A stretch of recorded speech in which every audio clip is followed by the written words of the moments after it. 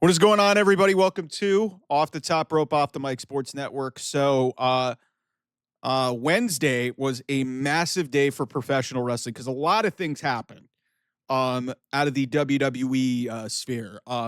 As expected, as we talked about here on the channel, and some people tried to discredit John Pollock and Brandon Thurston over at Post Wrestling and Wrestle Economics for putting out their name on the whole report that there was going to be a late add to the PLE calendar for WWE, and they were going to have a September pay-per-view in Indianapolis, Indiana. It was yet to be determined what the name of that show was going to be. Some people threw out Fastlane, some people threw out Over the Limit, some people threw out Bad Blood. It was none of those, and it was Wrestlepalooza, a callback to the old ECW pay-per-view concept from years ago.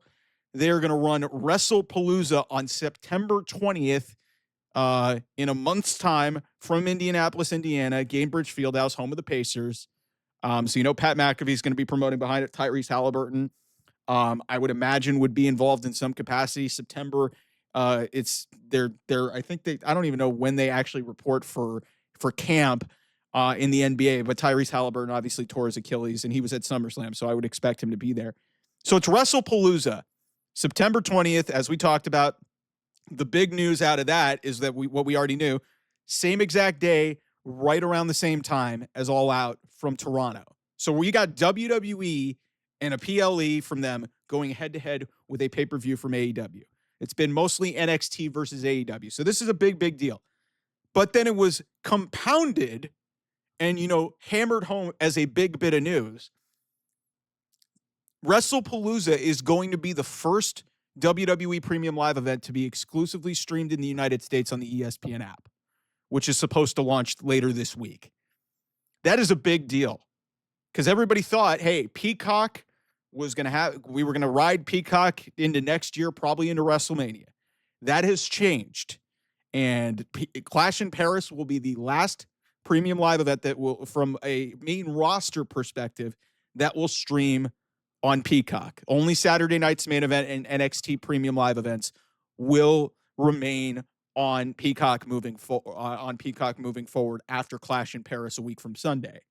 So a lot is really significant about this because also it's heavily implied that John Cena is going to be involved in the show. Obviously, it's a retirement tour. He's literally been on almost every single Premium Live event this year.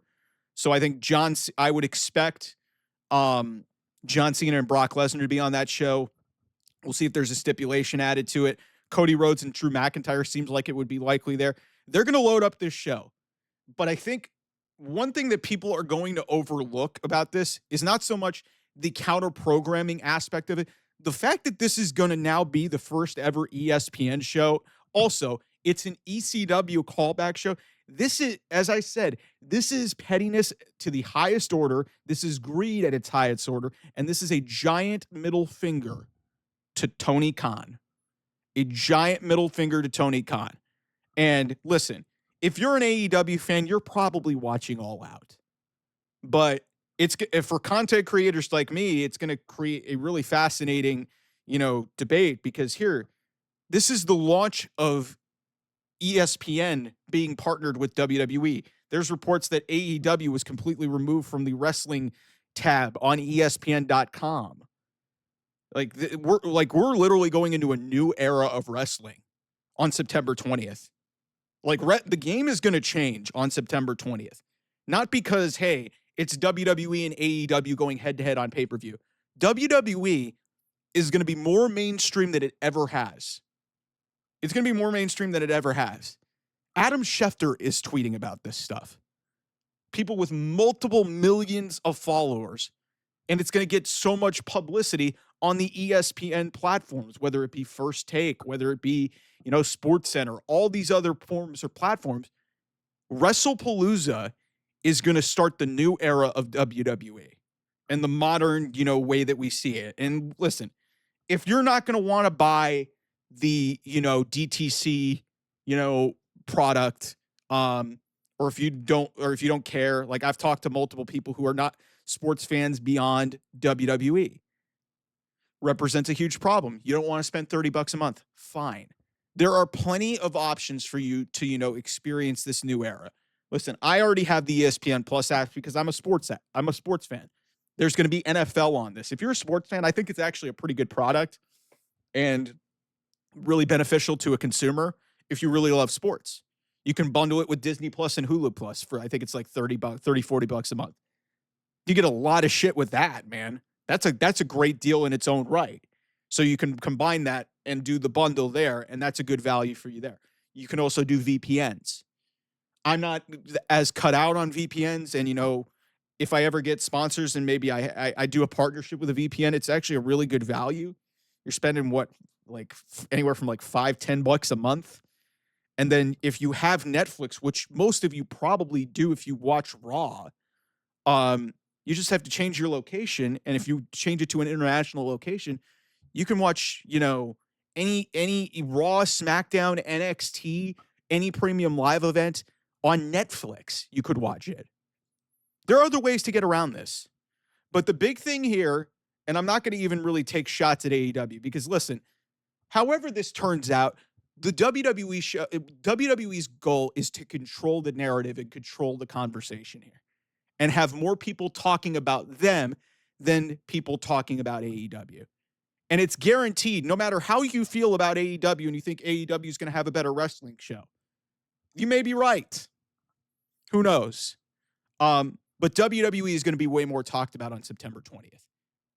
That being said, both these shows, wrestling-wise, going up against college football, I didn't even look at the college football schedule for September 20th. I think it's like week 3 or 4. Like, that is a loaded weekend. It like right there, and then you got Indianapolis, Toronto. It's gonna the wrestling space is just gonna be like there's gonna be so much going on that day. I don't even know how this channel is gonna function because, like I said, you've got All Out, which could have any that most of that show is gonna probably be built around Cope and Christian and their reunion that's already kind of been heavily planted, and like maybe they kind of have the full reunion in Toronto at that point. And then I already told you guys what's going on with, obviously Cena Lesnar is going to be a big selling point. And then I think Cody Rhodes and Drew McIntyre will probably be a big selling point of what they do at Wrestlepalooza in Indianapolis. Some people were asking me how I feel about the name. We'll just kind of do a 4-1-1 here on this video. I think it's kind of goofy. I get it. It's a callback to an old show. I would have been fine if they would have kept it with Bad Blood. But I think some of this is just, again, pettiness. Pure pettiness. And WWE is doing everything that they possibly can to try to bury AEW. And it's not going to be like a simple burial. This is going to be methodical, and this is going to be calculated. That is what's been happening this whole year. Do I like it? No, I don't. I think this is too much. I think this is excessive. I think it's unnecessary, and you're risking burning out your fan base. That being said, the diehard WWE fans are probably not watching an AEW show. The AEW, the dais of the diehard sicko AEW fans are not watching Wrestlepalooza.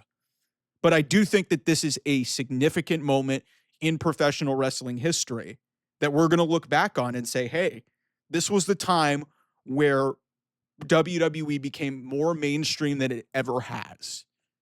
Because now they're on ESPN. And this has been a goal of theirs to get on ESPN. Like they've had ESPN crossovers for years. But now their content is going to be on the ESPN platform of networks. And we thought it was going to start with WrestleMania next year. Do I think it's kind of a little bit screwed up that they kind of rushed this to get to this app right away? Yeah. But this is all about burying AEW. And this is all about changing the wrestling industry. And that's what they're doing on September 20th from Indianapolis, Indiana. Whether you like Brock Lesnar, whatever, however you feel about this, or however you feel about the name, the naming and the rest of this shit is irrelevant as far as I'm concerned. All this is about is controlling and dominating the headlines and taking them away from their biggest rival in AEW and sending a message to them, hey, we don't like you. We're going to try and take away as much of the shine from you as we can. Like I said, it's not going to happen overnight, but AEW's is going to get killed at a certain point. It's just going to keep dwindling down and dwindling down and dwindling down. That being said, if WWE doesn't book a good show, which they may not, if they don't book a good show, that could totally shift the narrative back to AEW. Nonetheless, this is still a fascinating thing to watch. I expected an announcement to come, but the big piece of this that really surprised a lot of people is that it's going to be on ESPN. So again, WWE changing the game, and we'll have to see what happens moving forward with Wrestlepalooza in Indianapolis and All Out on September 20th. That'll be a momentous day for professional wrestling and a busy day for a lot of content creators like myself. Anyway, thanks so much. I'll see you guys soon. Bye-bye.